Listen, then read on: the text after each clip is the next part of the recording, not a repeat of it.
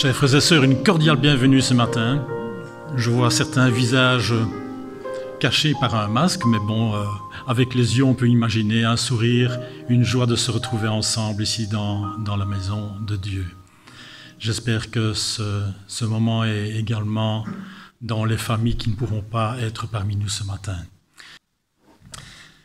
Je vous invite donc à débuter ce culte. Je vous prie de vous lever, on va commencer par une prière.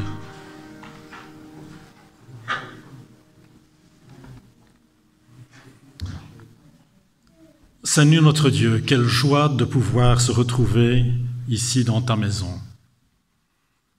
Nous partageons ce moment avec d'autres et nous espérons que cela correspond également à leur joie. Mais nous savons, Seigneur, que l'un et l'autre ne peuvent pas venir parmi nous ce matin, ou ne peuvent pas venir parmi nous ce matin. Tu en connais les raisons. Enfin, Seigneur, que tu puisses les réconforter afin qu'ils puissent sentir ta présence. Nous avons une pensée particulière pour celles et ceux qui sont hospitalisés, malades, mais également qui passent des épreuves dans les familles, par exemple pour un décès du frère de Laurette Pierre. Enfin, Seigneur, que tu puisses les consoler, qu'ils puissent être réconfortés. Nous savons que tu seras à leur côté. C'est notre Dieu, nous avons également une pensée toute particulière pour celles et ceux qui ne peuvent pas partager, comme nous ce matin, des études bibliques, pouvoir lire la Bible en toute liberté. Enfin, Seigneur, qu'ils n'ont peut-être pas la Bible à côté d'eux, mais que ton espérance soit dans leur cœur afin qu'ils puissent ressentir ce besoin de te connaître et de grandir à tes côtés, de partager ce chemin. Puisses-tu maintenant, ce matin, nous accompagner dans ce service afin qu'il te soit tout à fait délégué, que ce soit ton service. C'est ce que nous demandons en ton nom. Amen.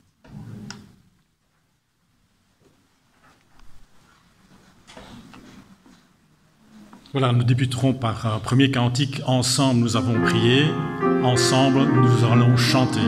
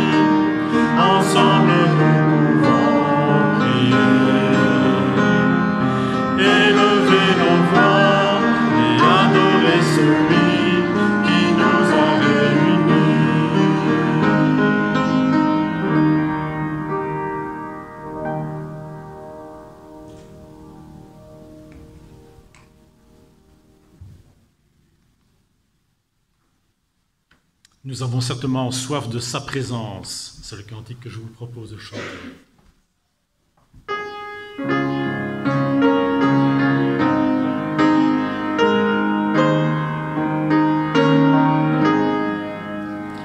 J'ai soif de ta présence, divin chef de ma foi.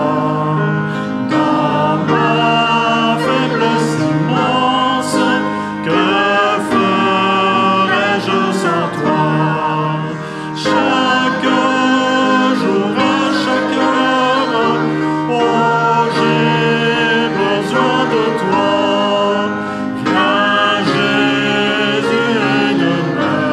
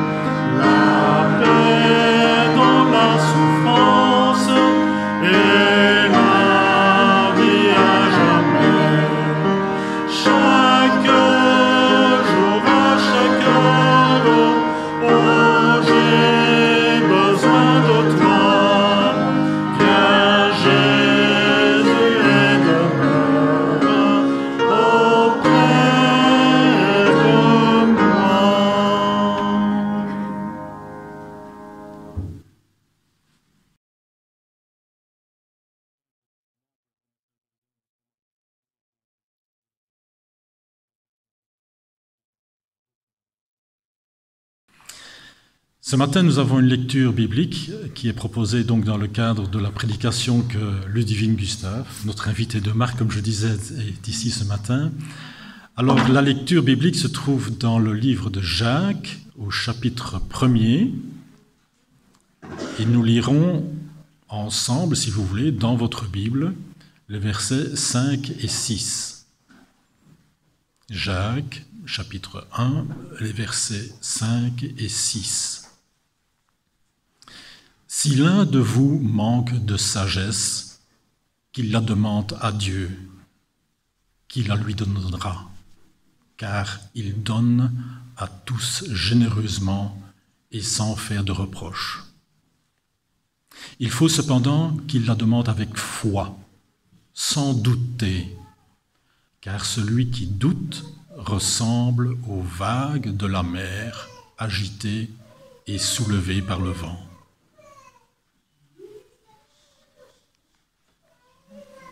Ludivine, bienvenue et merci. Merci beaucoup.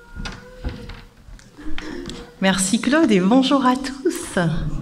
J'aime bien, il dit invité de marque, mais quand on retourne à la maison, on retourne juste dans la famille, n'est-ce pas?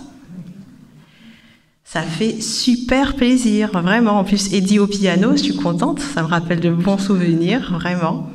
Je revois des visages et je vois que le temps passe parce que quand je regarde les enfants qui ont tellement grandi, je me dis, ouais, ok. Il s'est passé un long moment déjà. Je vois les jumelles, je vois notre petite, pour qui à l'époque on priait encore, et qui maintenant est en pleine forme et bien grande. J'en vois d'autres également. C'est vraiment un plaisir de vous retrouver, vraiment. J'espère que vous allez bien et que vous vous portez bien. Oui, tout le monde va bien? Ok. C'est vrai que le non-verbal avec le masque, c'est quelque chose d'autre. Hein. Pour vous donner quelques nouvelles quand même, parce que ça fait un bon bout de temps qu'on ne s'est pas vu. Nous nous portons bien, Mickaël et les filles vont bien. Je suis simplement de passage, je suis toute seule. Ils ne sont pas là. À cause du Covid, on a fait une petite escale, donc c'est vrai qu'on n'est plus à Bruxelles pour le moment. Une petite escale au soleil, dans la famille, en Guadeloupe. Donc on en profite et on attend tout simplement que les frontières réouvrent pour continuer la traversée dont on avait parlé quand on vous a laissé il y a quelques années. J'allais dire quelques temps, quelques mois, mais quelques années déjà.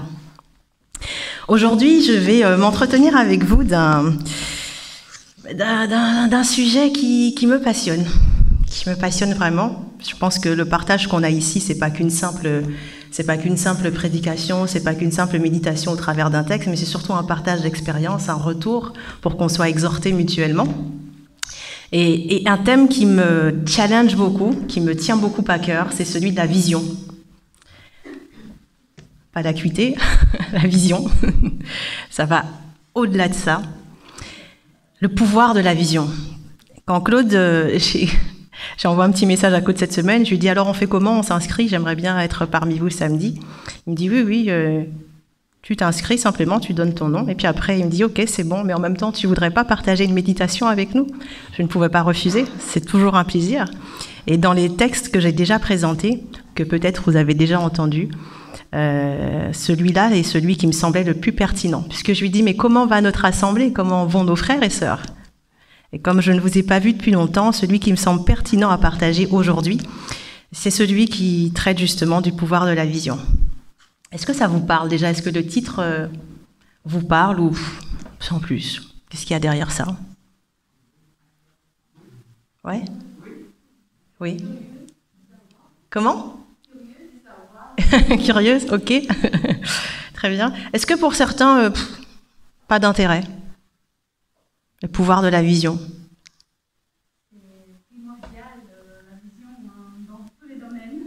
Primordial dans tous les domaines. Merci, ça me fait une belle transition, Alcimar. Eh bien, justement, le verset, bien sûr, de méditation qui nous tient ensemble autour de ce sujet, je remercie Claude qui l'a lu juste avant, eh bien, se trouve dans Jacques 1, versets 5 et 6. « Si quelqu'un d'entre vous manque de sagesse, qu'il la demande à Dieu, qui donne à tous, simplement. » Il ne dit pas à quelques-uns, mais à tous, simplement. Et surtout, ce qui est magnifique, sans reproche. Et alors, c'est pas peut-être qu'elle, alors elle lui sera donnée. Mais qu'il la demande, il y a quand même une condition. Qu'il la demande avec foi. Autrement dit, sans douter. Car celui qui doute est semblable au flot de la mer, agité par le vent et poussé de côté à d'autre. Vous avez certainement déjà vu des films, Les Dents de la Mer ou autres, où on voit catastrophe naturelle, il y a de l'eau, ça bouge, ça bouge, ça bouge. Mais imaginez votre vie qui bouge autant. Et pourtant, vous avez demandé. Imaginez-vous bouger autant, tout simplement parce que au moment de la demande, il manquait un peu de foi. Il fallait écarter simplement les doutes.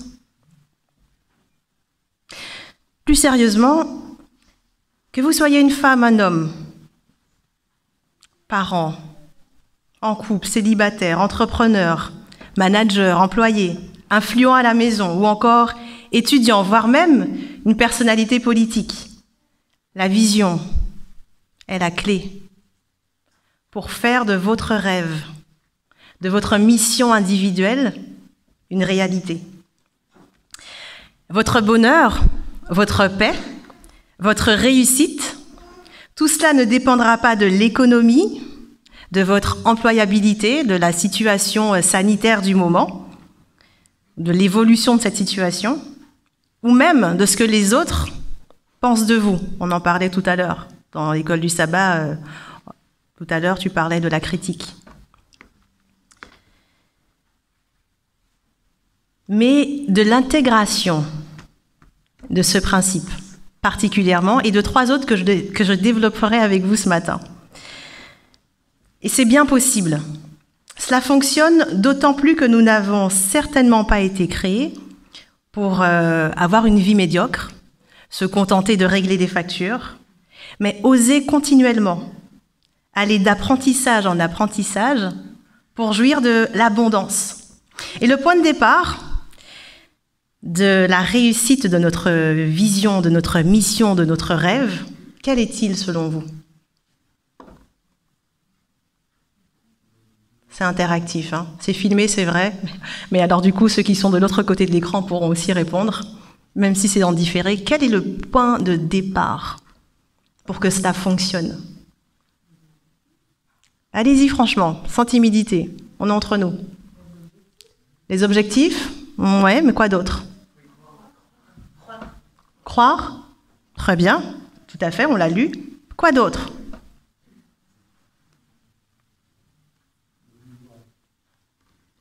Oui. Persévérance. La persévérance, très important, mais encore. Se donner les moyens d'y arriver, ce sera essentiel. Mais encore, quel est le point de départ indispensable pour la réussite de notre mission individuelle? Je ne dis pas notre mission en tant que communauté, mais individuelle. Comment? Confiance en soi. Eddy, je ne t'ai pas entendu. Le bon équilibre. Le bon équilibre. Dans le sens où je pense que Dieu a de l'ambition pour nous, mais il nous demande en même temps de ne pas combattre. Il faut savoir où est notre place. Intéressant. C'est intéressant aussi. Connaître sa mission. Ah, exactement. Exactement. Le point de départ indispensable, c'est la connaissance de soi et de sa mission personnelle, individuelle, indispensable. Vous pouvez avoir la foi. C'est noble, c'est important. Mais si vous ne savez pas où vous allez par rapport à qui vous êtes, comment vous y arriverez? Point de départ indispensable. Eh bien ici, je vous propose de développer 3 principes qui, en tout cas aujourd'hui, sont ceux que je mets en avant. Demain, ça pourrait être d'autres principes. Le point de départ vers cela est la découverte indispensable de votre mission. C'est la construction de votre vision pour comprendre votre vraie nature, votre vraie vie, votre but et votre mission. Principe numéro 1, comprendre que notre vie est la somme totale des décisions que nous prenons chaque jour. Si vous voulez réussir, et je ne parle pas d'ambition matérialiste, etc., parce que de toute façon, ça vient naturellement avec, naturellement entre guillemets. Si vous voulez réussir, apprenez à définir vos priorités pour vous-même et en relation avec votre vision. Clarifier vos priorités vous aidera à arriver plus rapidement à votre rêve, à votre but ultime. Mais encore faut-il l'avoir défini. Parce que l'ordonnancement de vos priorités est la clé pour prendre des décisions pertinentes au quotidien. Nous prenons tous des décisions tous les jours et même les plus insignifiantes influencent déjà nos chances ou nos bénédictions pour réaliser notre mission. Et je parle de mission, je pourrais parler de rêve, mais voyez-y ce qui vous a été révélé personnellement. Autrement dit, la nature et la pertinence de nos choix révèlent déjà si on va y arriver ou pas, si nous réussirons ou pas. Et la vie est remplie de multitudes de possibilités. Et de ce fait, nous sommes constamment sollicités et devons faire des choix. Peu importe ce que vous dites, ce que vous êtes, votre titre, ce sont vos choix qui révèlent qui vous êtes et quelles sont vos valeurs dans la vie, ce après quoi vous courez vraiment. Je répète, principe numéro 1 à comprendre, votre vie est la somme totale des décisions que vous prenez chaque jour. Vous êtes aujourd'hui le fruit des décisions que vous avez prises il y a 5, 10 ou 20 ans. D'accord ou pas d'accord? Cause à effet, n'est-ce pas? Et dans cette même idée, vous pouvez déjà avoir la tendance du style de vie que vous allez avoir dans le futur en vous basant sur les décisions que vous avez prises aujourd'hui. On pourrait donc dire que votre présent est votre futur. Ambigu? Certains pensent parfois qu'ils pourront rattraper les mauvais choix qu'ils font à un moment donné. C'est pourquoi les mots « oui » ou « non » font partie des plus puissants que l'on peut dire. Et avec ces 3 lettres, oui à 3 lettres, non à 3 lettres, vous allez vers votre destinée. Il pourrait suffire d'un oui donné en accord avec votre vision, inspiré bien sûr par la source infinie, et je viendrai tout à l'heure sur la définition de la vision, qu'on la comprenne, pour avancer rapidement vers votre destinée. Oui et non sont les mots les plus puissants et décisifs que l'on peut prononcer. Ils ont l'air insignifiants et pourtant, tu viens demain? Ouais. Est-ce que tu n'as pas autre chose à faire? Est-ce que ton oui était vraiment engagé? Qu'est-ce qui va se passer si tu ne viens pas? Cause à effet. Comment comprendre encore aujourd'hui que beaucoup de personnes sont occupées, mais finalement peu ou pas si efficaces? Et surtout, pas satisfaites. Est-ce que vous vous couchez le soir satisfait en anticipant déjà votre journée du lendemain? Est-ce que vous vous levez chaque jour avec anticipation parce que vous avez hâte de réaliser votre mission individuelle? Et êtes-vous certain que vos occupations actuelles matchent bien avec votre mission, vos dons, talents, compétences? Beaucoup de personnes dépensent du temps, de l'énergie, mais rendant une valeur ajoutée peu utile. Et cela de jour en jour, de mois en mois, et finalement c'est toute une vie qui se déroule ainsi. Donc la vie ou leur vie devient une continuité, un enchaînement d'actions, mais sans but ultime, cohérent et profitable. Est-ce que notre vie est simplement rythmée par les simples cycles classiques que l'on connaît? Naissance, école, premier emploi, achat, investissement immobilier, vacances, retraite, et puis on s'arrête là? Il n'y a pas quelque chose de plus important, de plus solide, de plus profond que cela? Oui, bien sûr, il y a plus que cela. Et cela commence lorsque vous commencez vraiment à comprendre qui vous êtes, quelle femme ou quel homme suis-je vraiment? Non pas par rapport à mon titre, mais au niveau de mon cœur, et j'aime bien dire cœur système, comme pour les ordinateurs. Cela commence quand vous commencez à vous poser de vraies questions sur votre nature. Pourquoi j'existe? Que vais-je faire sur cette terre? Qu'est-ce que je laisse vraiment comme empreinte? M'avez-vous déjà pensé que vous étiez destiné à quelque chose de grand, mais ne voyez pas encore comment ça peut se mettre en place? Du coup, que répondriez-vous à cette question aujourd'hui si je vous demande où vas-tu? Pourquoi? Quelle est ta mission de vie? Quelle est ta vision?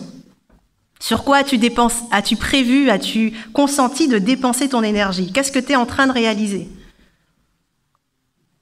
Alors maintenant, je vais bien rappeler et définir ce qu'est la vision. La vision, elle vient d'une inspiration. Et je vais bien la lire pour être sûre de bien retransmettre la pensée que je veux véhiculer au travers de la vision. Donc la vision vient d'une inspiration à un moment donné, de ce que l'on reçoit à un moment donné, de ce qui devrait être ou va arriver, au profit de l'utilité commune et d'un avenir meilleur. Donc elle n'est donc pas une vue ou notre vue personnelle de comment les choses devraient ou pourraient être faites, mais la vue de notre futur, inspirée par la source infinie. Autrement dit, la vision vous possède, vous ne la possédez pas.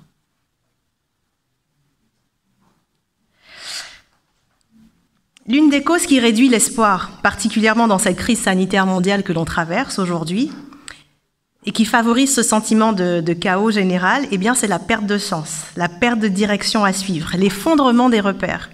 Raison de plus pour vous poser de bonnes questions et avoir des réponses à ces questions. Et les réponses que vous trouverez vis-à-vis de vous-même, eh bien, construiront vos croyances. De vos croyances, votre vision du monde. Et de cette vision du monde, sa vision. Vous commencerez alors à rêver, à passer à l'action, à créer, à améliorer, à transformer, à impacter. Ne nous laissons pas aller à la merci des circonstances. Sans vision, sans une vision, notamment celle d'un autre monde, je parle ici à des personnes aussi qui ont une espérance, qui est ailleurs. Si vous ne savez pas où vous allez, alors la vie n'a pas de sens. Et j'aime bien dire en business aussi, toute formation, toute nouvelle expérience doit pouvoir être monétisable à moyen terme, d'une façon ou d'une autre. De même, nous, notre utilité, notre présence sur Terre doit être rentable. Je ne parle pas de profit financier, mais je parle d'expérience, de partage, d'utilité. Puisque nous lisons dans Genèse, lors de la création de l'homme, que nous avons été faits à son image, donc nous aussi, nous avons le pouvoir de créer, de multiplier, de transformer. Non seulement il a créé chaque être humain à son image, mais ayant chacun une vision unique. Et c'est lui seul qui vous la révèle. De même que Jésus sur terre avait une mission unique, chacun d'entre nous a également une mission particulière. Mais quelle est-elle? Comment se manifeste-t-elle? Eh bien, de mon expérience, la vision est tout simplement révélée quand on la demande. On l'a lu également dans ce verset biblique. Demandez sincèrement et soyez disposés activement à la recevoir. Et j'insiste sur le activement. J'ai entendu beaucoup trop de personnes dire « j'attends encore de comprendre ma vision, ma mission, j'attends un signe ». Mais jusqu'à quand? Et si vous n'avez pas encore cerné votre mission individuelle, eh bien, il est plus qu'urgent que vous la demandiez à la source infinie. Et de mon expérience, quand on ne sent pas la réponse, quand elle n'est pas claire ou n'est pas évidente, eh bien, le plus simple est de rester dans l'action. C'est dans l'action que les choses deviennent de plus en plus précises. Parce que soit vous vous trouverez là où il ne faut pas être, et donc du coup vous sentirez vers où vous devez aller, soit vous êtes au bon moment, au bon endroit, et vous comprenez que là, il faut mettre encore les bouchées doubles. Je vois Daniel qui réfléchit, qui écoute en même temps.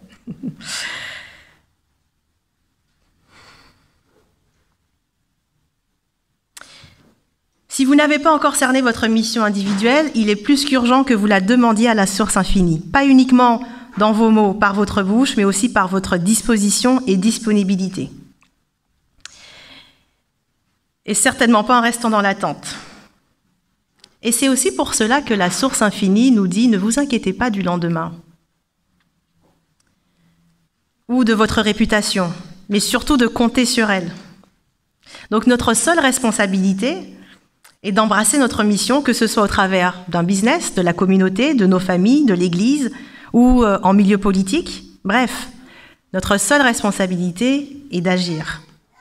C'est elle ensuite notre source infinie qui nous conduit d'étape en étape et mettra les mots sur notre bouche pour avoir ou pour recevoir ce qui est nécessaire pour la réalisation de notre vision. Je reviens au point principal en disant à nouveau que notre vie est la somme des décisions que nous prenons chaque jour. La somme totale des décisions que nous prenons chaque jour. Ça voudrait donc dire également que si on ne possède pas la vision et qu'elle nous possède, on est également équipé pour la réaliser.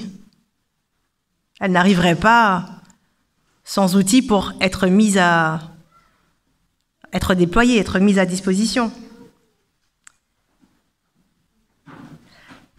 Votre équipement vous attend déjà pour remplir votre mission. La vision n'est pas à notre sujet uniquement, elle est surtout au sujet de Dieu et de son but ultime.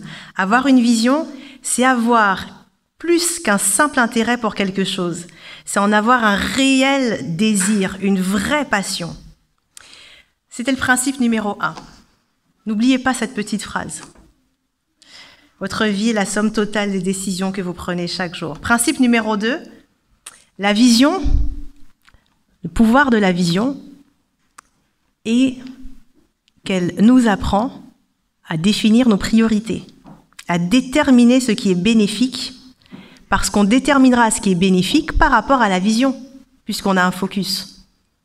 On a une direction, une trajectoire à suivre. Ce n'est pas parce qu'une chose est bonne qu'elle est forcément bénéfique pour nous. Cette chose devient vraiment bonne si elle est bénéfique pour la réalisation de notre vision et nous emmène rapidement vers ce but.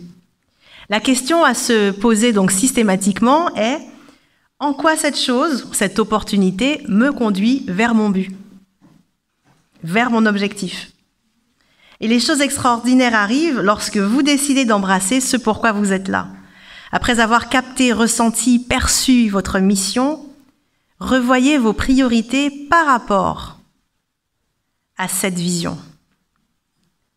Évaluez en quoi vos occupations actuelles, qui certainement sont louables, vous rapprochent ou vous ralentissent pour atteindre votre objectif.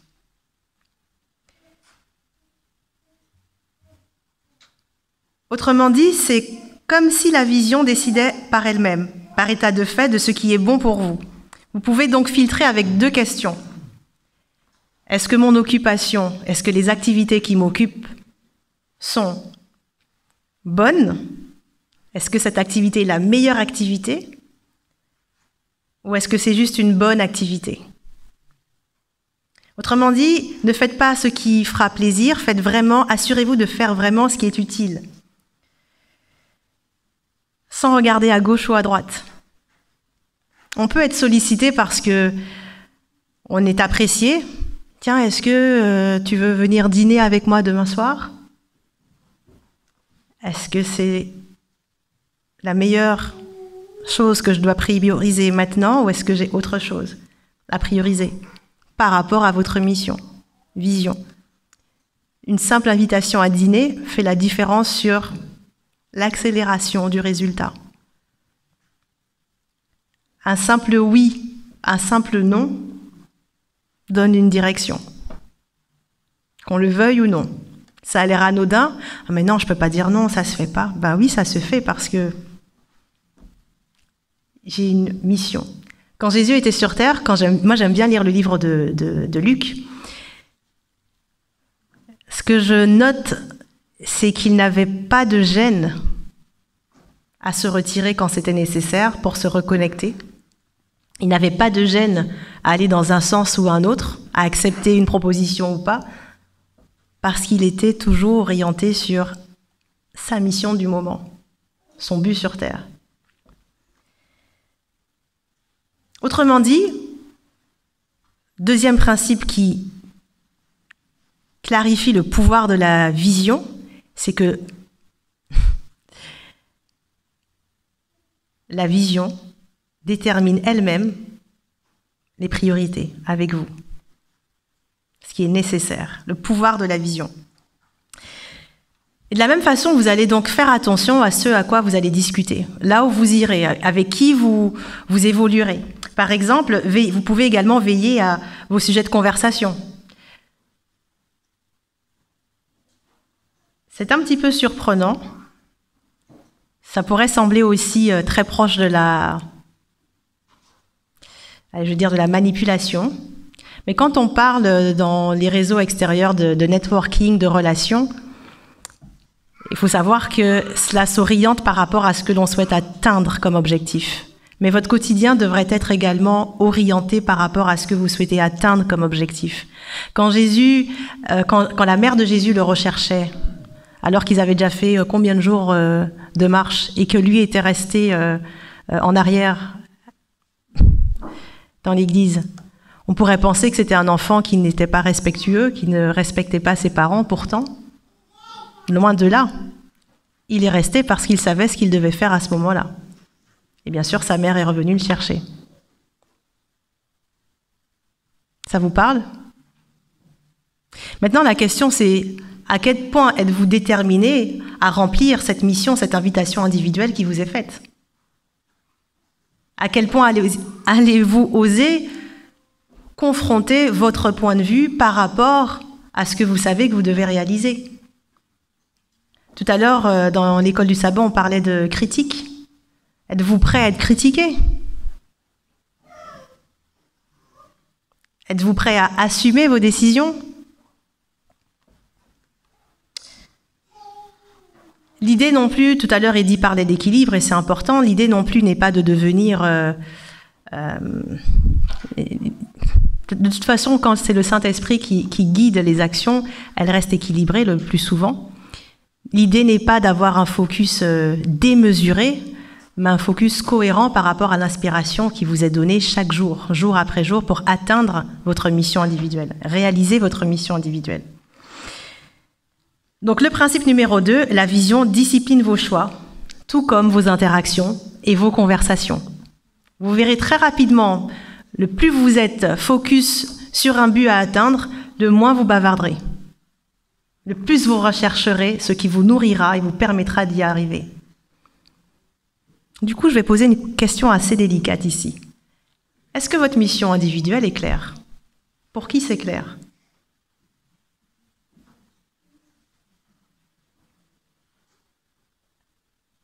J'ose croire que c'est par timidité qu'il n'y a plus de mains qui se lèvent. Un peu plus franchement, je repose la question alors autrement. Pour qui la mission individuelle n'est pas claire?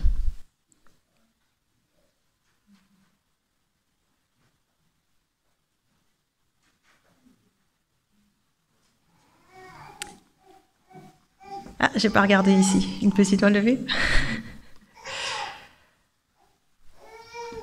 Qu'avez-vous mis en place jusque-là? Je ne vais pas dire pour la trouver, mais je vais dire pour la recevoir.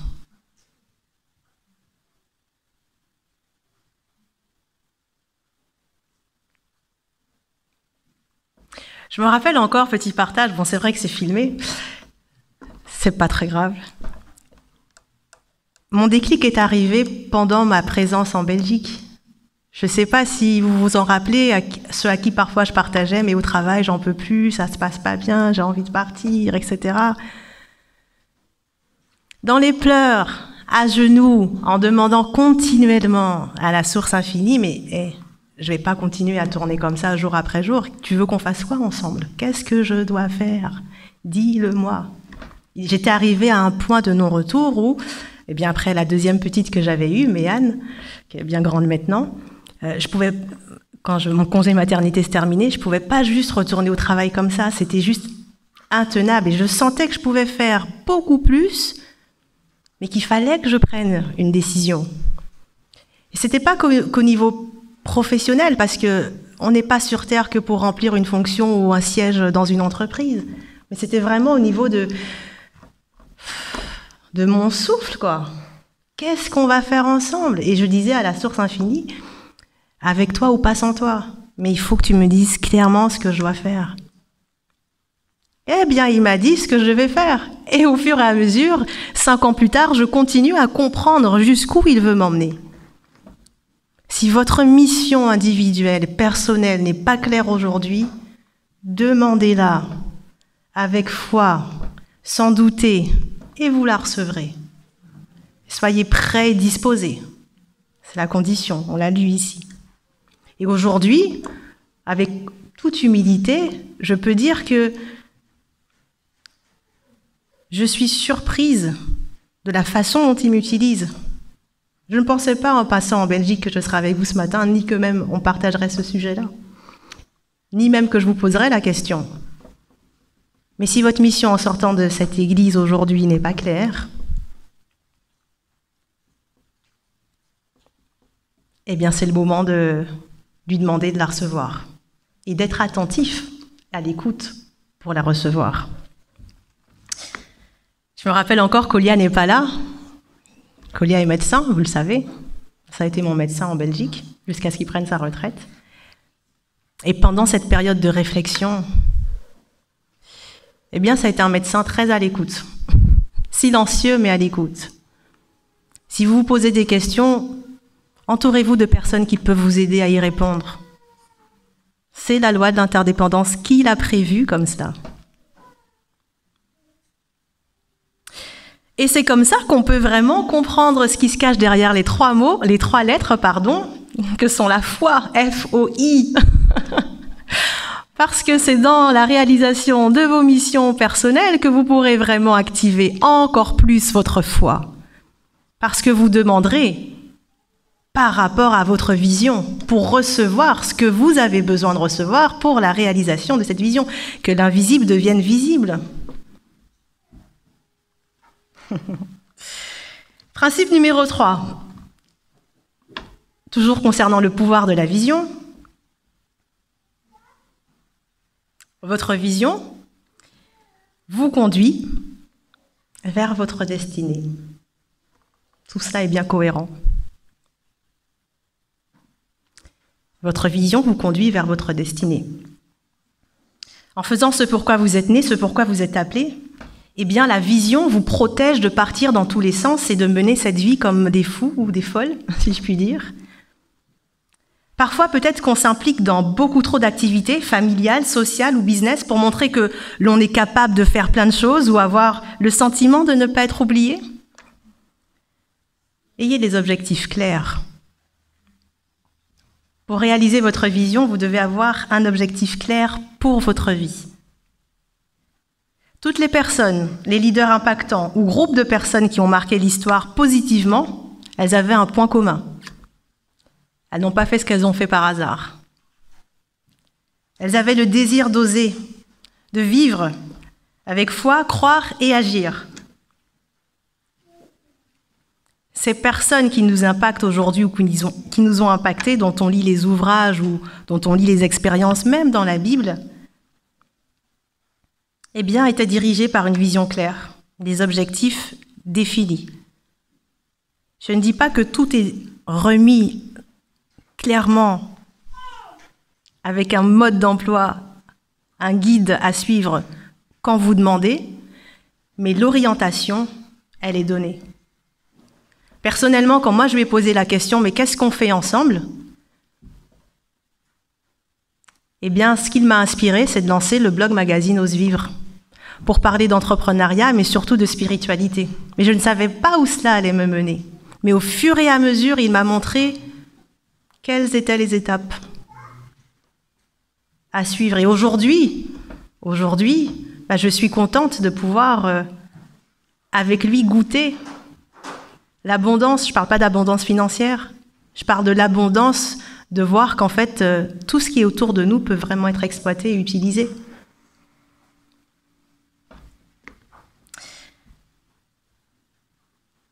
Qu'avez-vous décidé de devenir et d'accomplir ?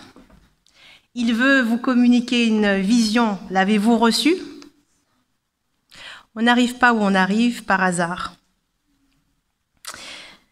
En conclusion, la méditation est courte, mais en conclusion, Il est facile de négliger ce qui a de la valeur. Le temps qui passe tend en effet à nous faire oublier ce qui est important pour nous, ce en quoi on croit vraiment, et ce que nous croyons influence nos actions.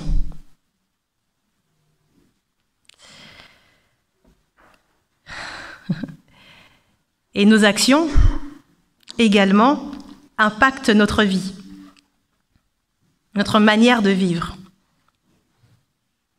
Et à l'inverse, en boomerang, nos actions vont finir par impacter aussi ce finalement en quoi nous croyons. C'est un cycle. Oubliez qu'on a un rôle personnel à jouer selon une vision reçue et selon moi très grave. Ce n'est plus vivre alors, c'est survivre.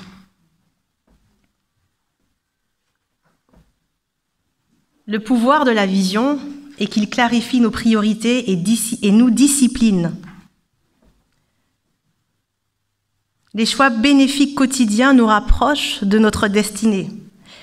Et sur ce trajet, alors, nous ne pouvons aller que de succès en succès. Je ne parle pas de succès d'un point de vue humain, je parle de succès dans le fait d'être en cheminement, côte à côte, avec notre source infinie. Je me rappelle encore une question qui m'était posée lors d'une conférence justement avec MIFEM récemment, là, à Bordeaux, ou à Montpellier.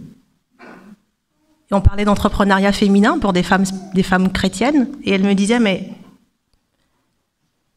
comment faire face à l'échec si je dois fermer mon business?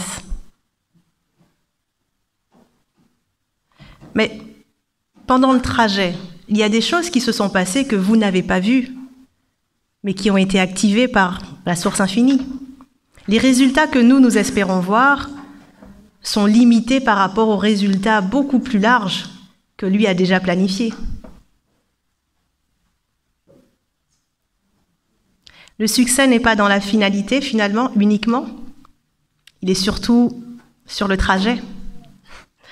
On peut y goûter, on peut le comprendre dans le trajet, dans ce processus.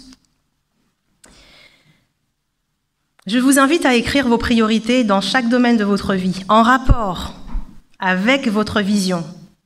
Qu'est-ce que vous devez éliminer pour avoir un meilleur focus dans l'exécution, la réalisation de votre mission individuelle?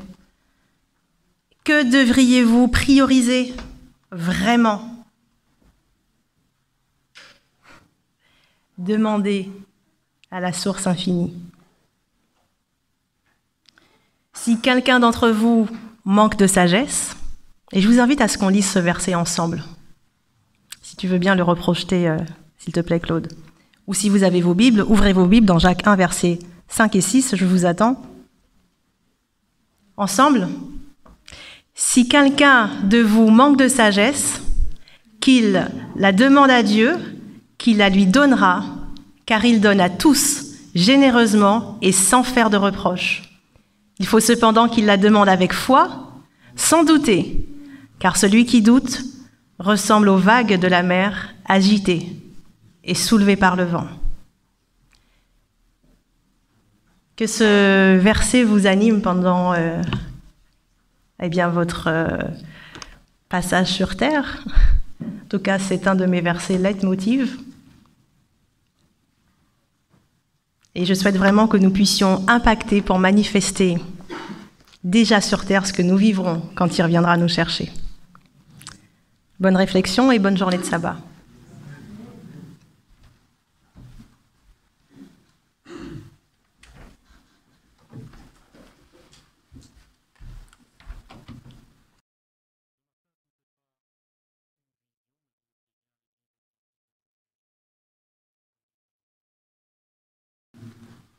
Je vous invite pour poursuivre à chanter de tout notre cœur Jésus doux maître, mais modérément.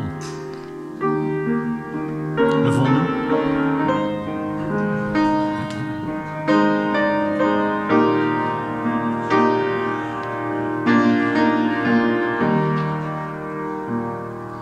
Jésus doux maître, règne sur moi.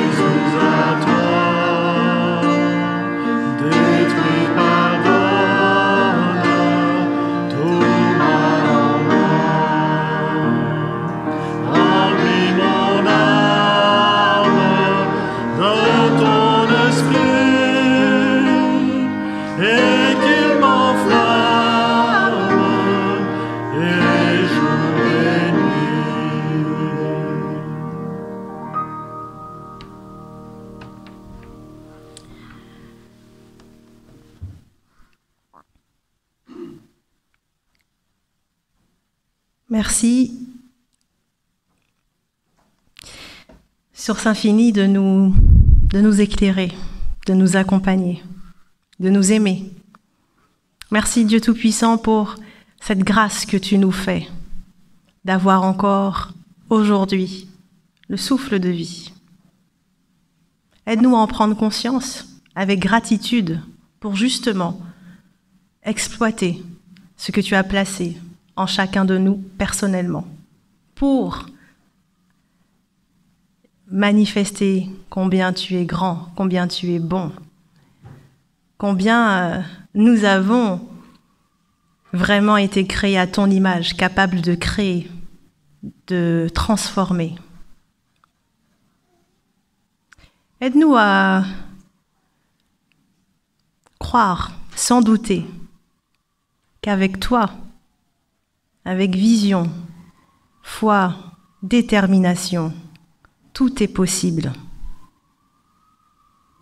Aide-nous à te manifester chaque jour pour te découvrir encore et encore au travers de nos missions respectives. Que ton nom soit élevé, que nous soyons encore et encore vivifiés par ton amour et tes bénédictions, déjà là de façon abondante pour nous, au nom de Jésus-Christ. Amen.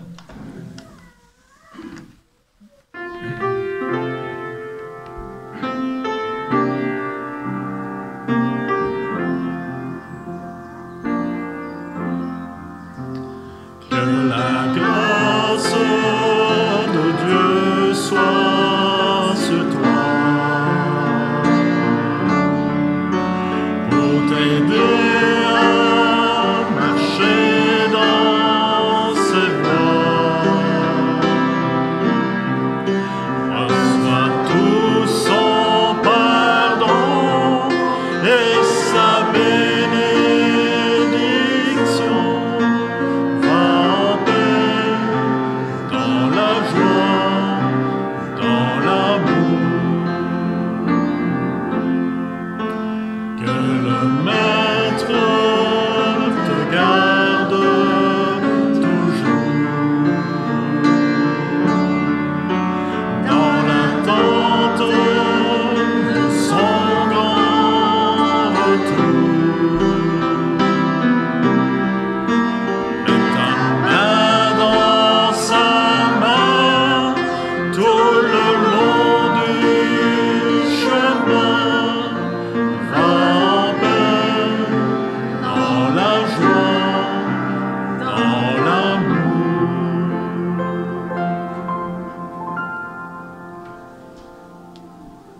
Recevons la bénédiction de l'Éternel.